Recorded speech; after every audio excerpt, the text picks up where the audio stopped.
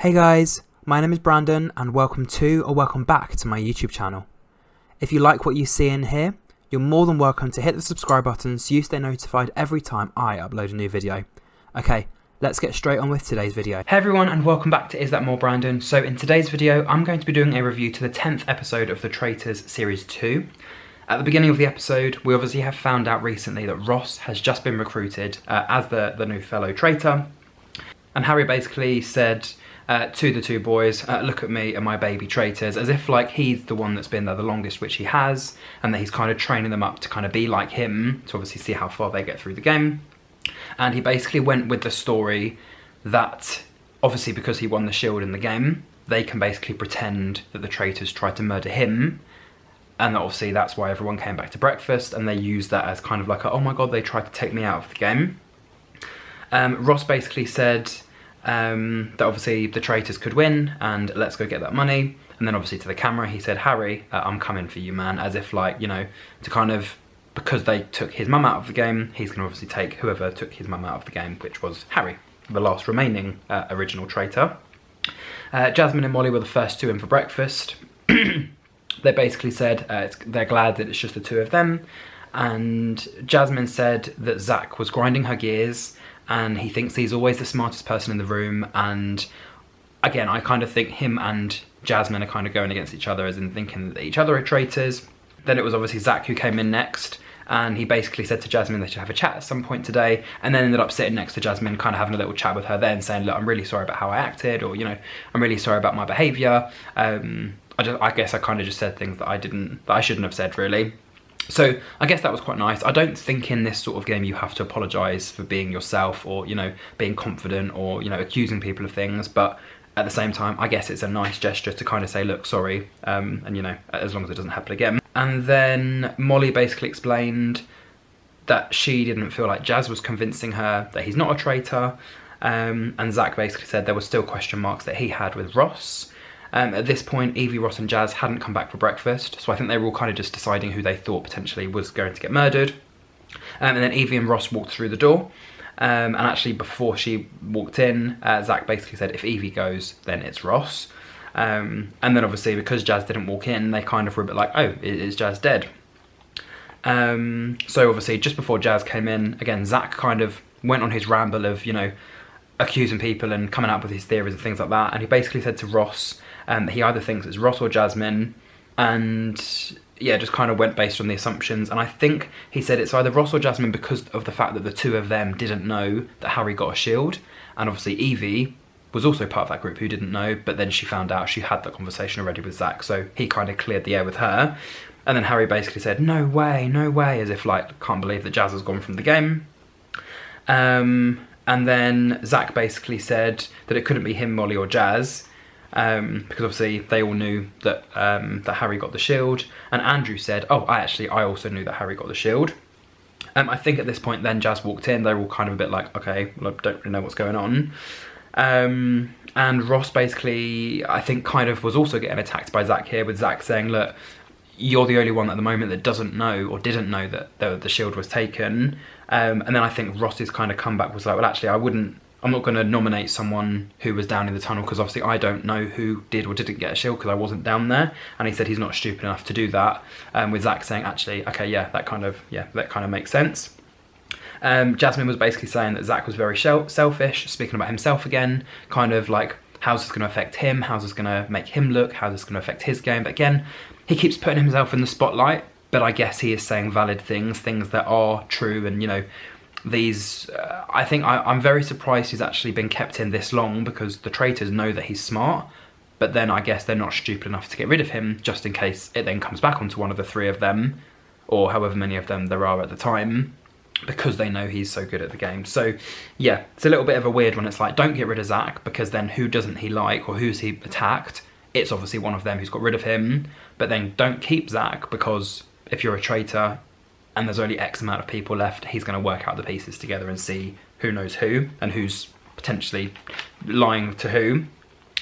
And then Jasmine basically said to the camera that obviously not having a family unit does obviously kind of make you feel a bit lost, I guess, but she's not going to mention that to anyone that she's nervous. She's just going to play the game and be as active and vocal as possible, because I think she basically said when you kind of sit back and you become shy and you become, you know, just there, then people kind of question whether you're a traitor, kind of just sitting there waiting for everyone else to take each other out, or whether you actually have something to say to kind of back yourself up. Claudia then came in and she basically said that the next mission was going to involve them needing their running shoes and also them doing a lot of stretches beforehand, which literally could have been anything. Zach had a quick chat with Molly and Evie, saying that it was quite horrible what Jasmine said about him, the fact that, you know, she was saying that he was very selfish and kind of wanted it to all be about him and things like that. So obviously he didn't feel like that was a nice thing for her to say.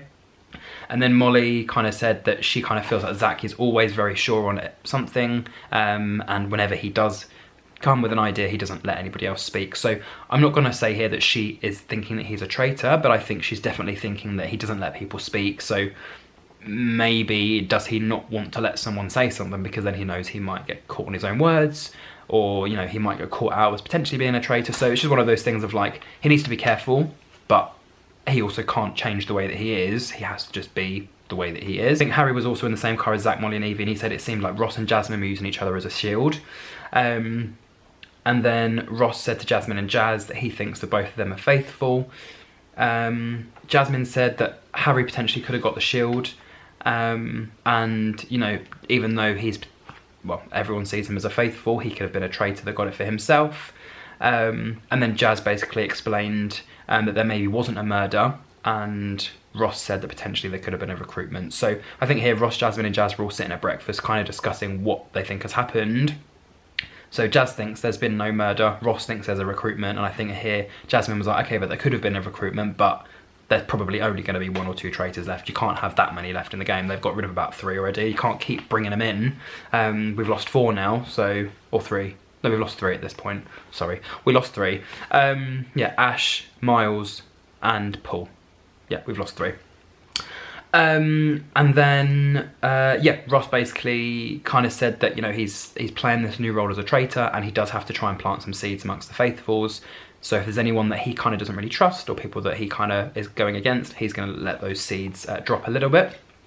And then Harry and Andrew had a discussion very briefly with each other, and they basically decided, are they going to get rid of another faithful, or are they going to get rid of Ross, and then just get rid of Jasmine, because obviously then she'll come after someone who's not Ross, because Ross obviously isn't there. So it's like, who knows or who can see that Ross and Jasmine are quite close to get rid of the both of them. So they're like, do they keep Jasmine and Ross in the game? Do they get rid of Ross and then Jasmine later on, or do they go for a completely different target where Harry could then turn on his own traitors? Yeah, Harry also explained to Andrew that they could win the game as a 2, the 2 of them, and obviously they could potentially win as a 3 as well with Ross, but obviously if they get rid of him, there's more money in it for the both of them.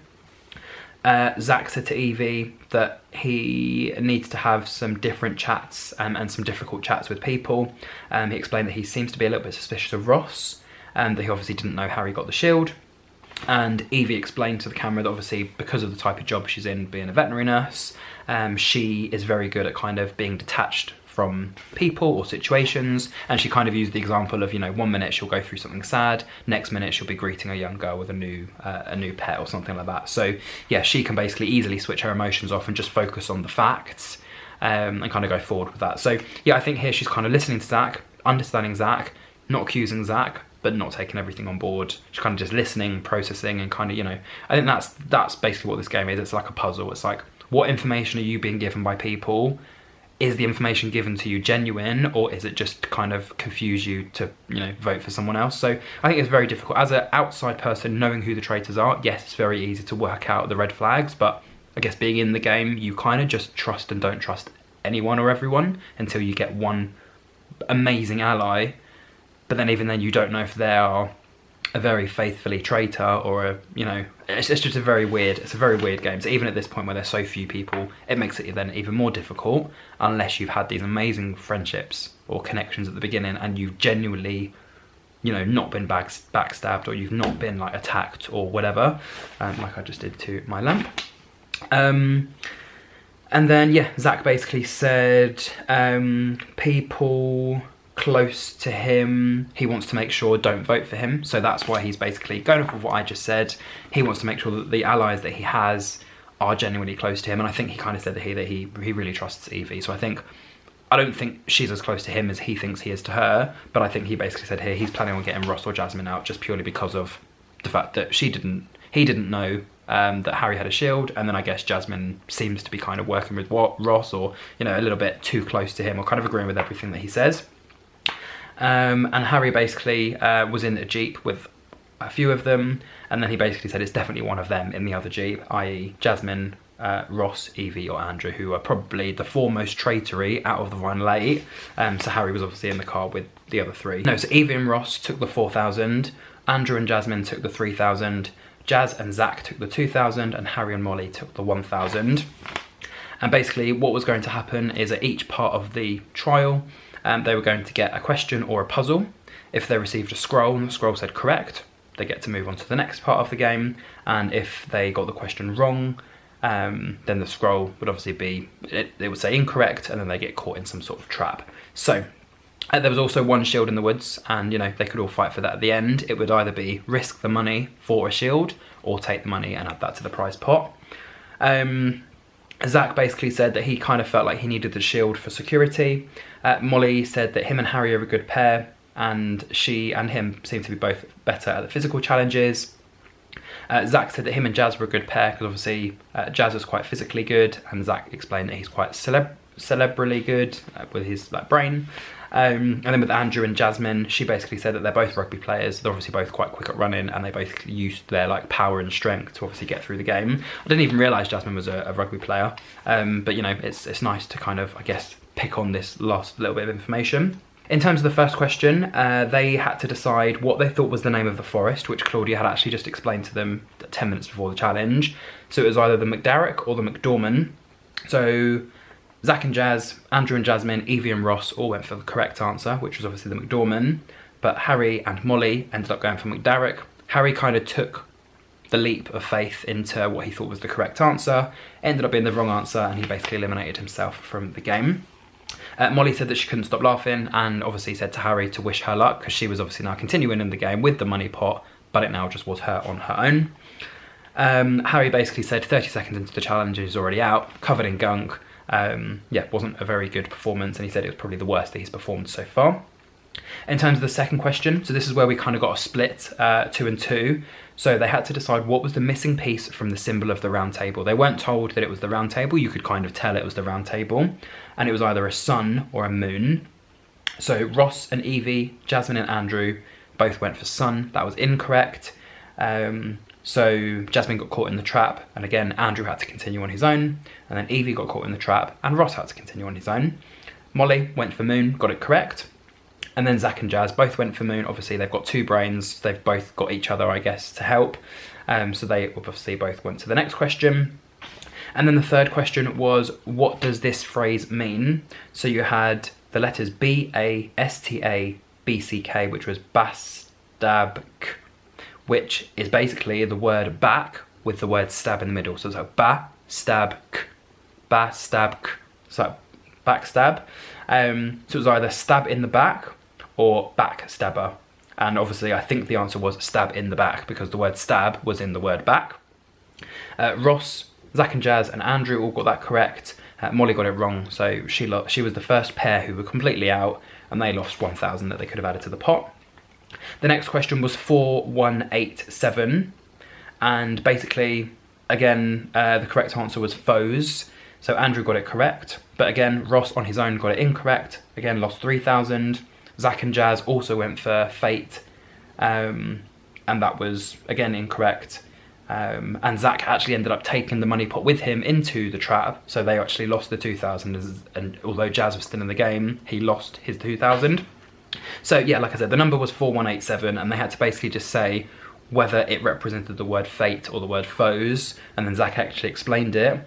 The letter of the word foes, F-O-E-S, also is the first letter of the numbers 4, 1, 8 and 7. So the answer was foes. So the only people we had left were Jazz, representing Zach and Jazz. Ross was obviously out at this point. Andrew was representing him and Jasmine, because obviously Jasmine had also gone out.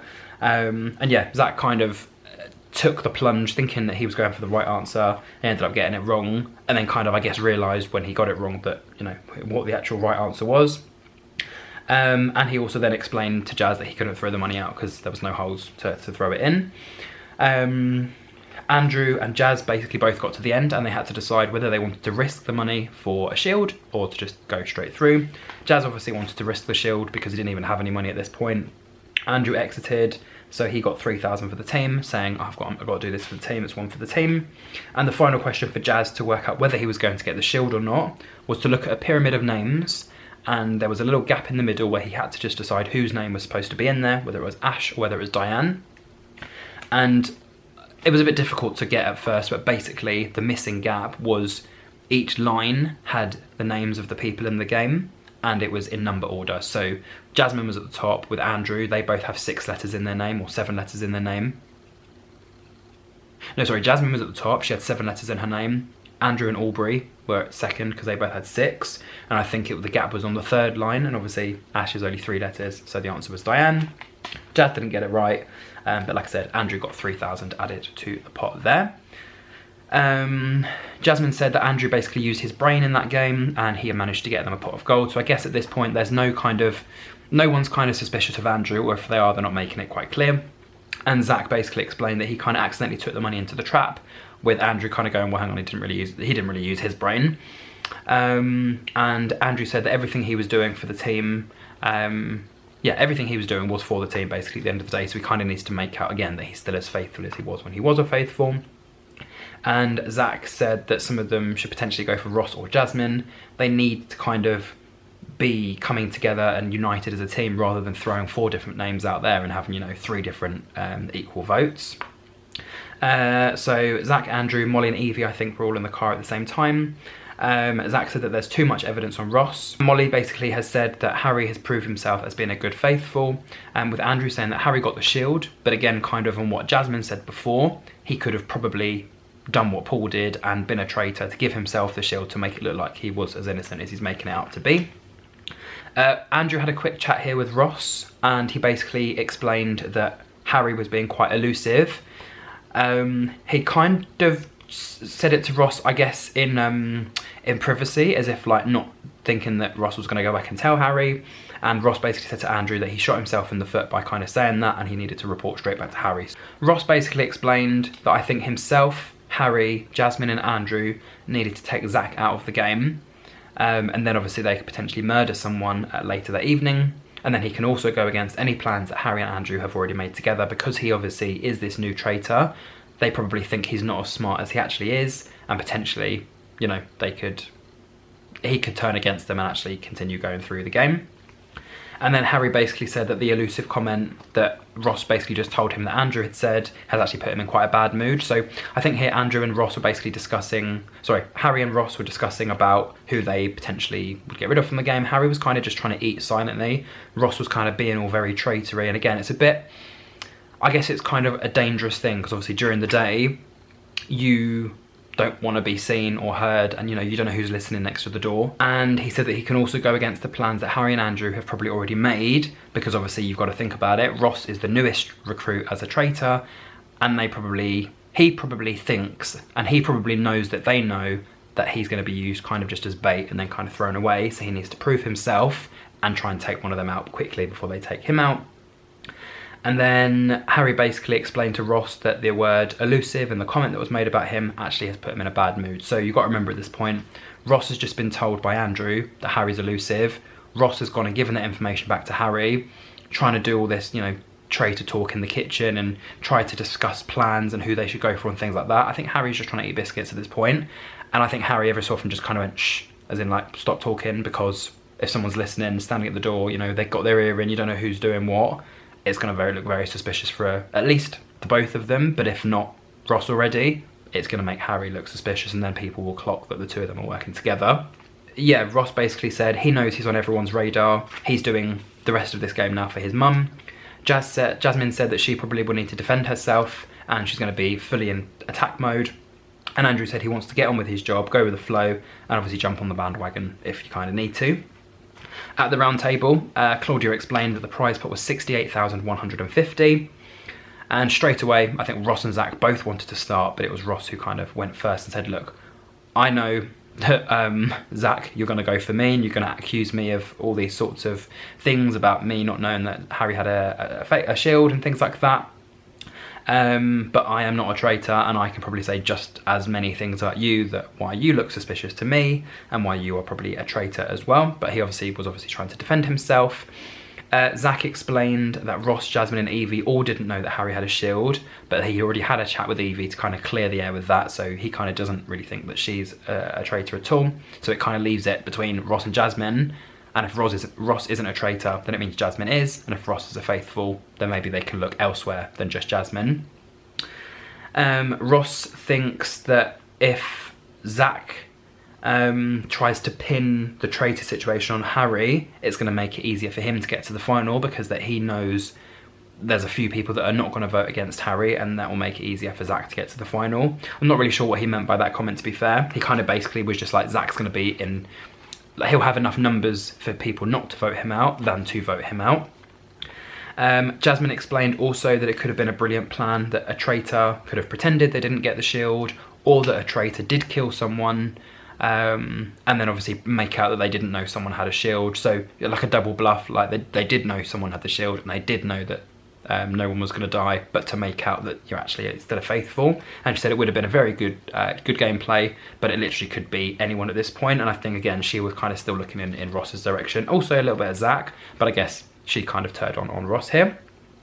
Andrew whispered to Molly whether she was voting for Ross, and she kind of shrugged as if like, I don't know. Evie basically explained since the last round table she's a little bit more suspicious of Ross, again just purely because of the shield situation.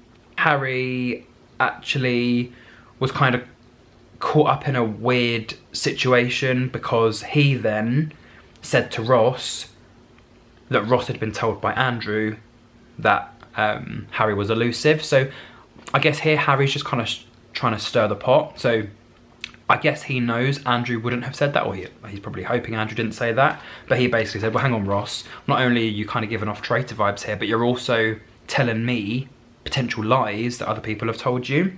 It was kind of just like, well, hang on, no, Andrew, you definitely did say that to me. Like, I know you said that to me because I heard you say it to me.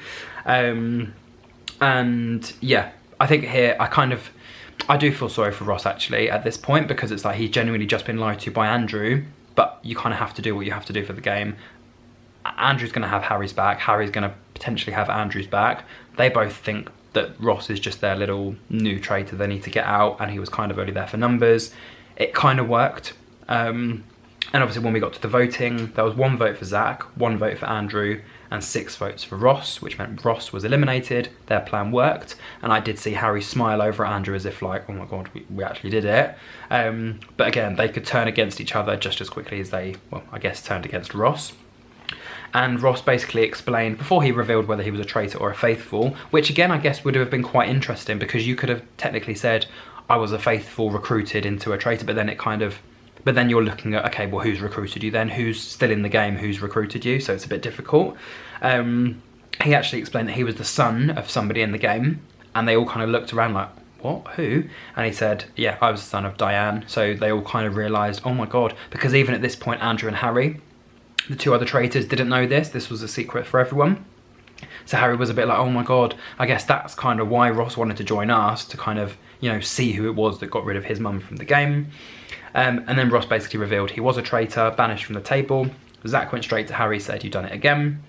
With Zach saying, I can't believe I got that one, because you've got to remember right at the beginning, Zach thought it was Ross.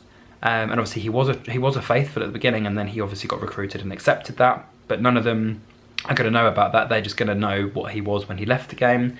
So again, I think Zach kind of solidified himself here as a faithful, just purely because he said this from day dot, and you wouldn't go against your traitor friend on day 1. So that's kind of solidified him as a faithful.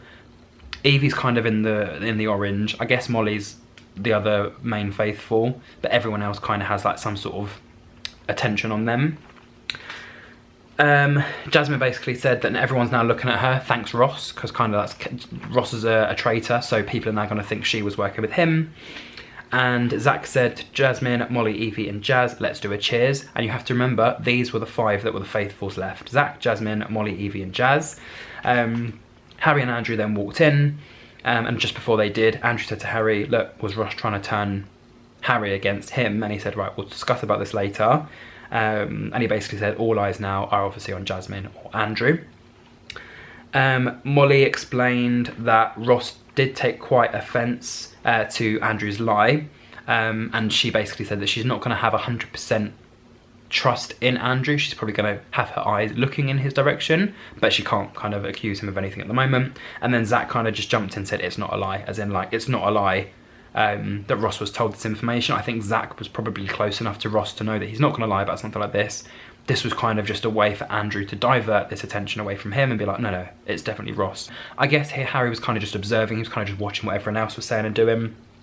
And Evie said that it seemed like Jasmine and Ross were not looking at each other purely because she thinks that, again, they're working with each other. And obviously the longer you go in the game, the worse that it gets.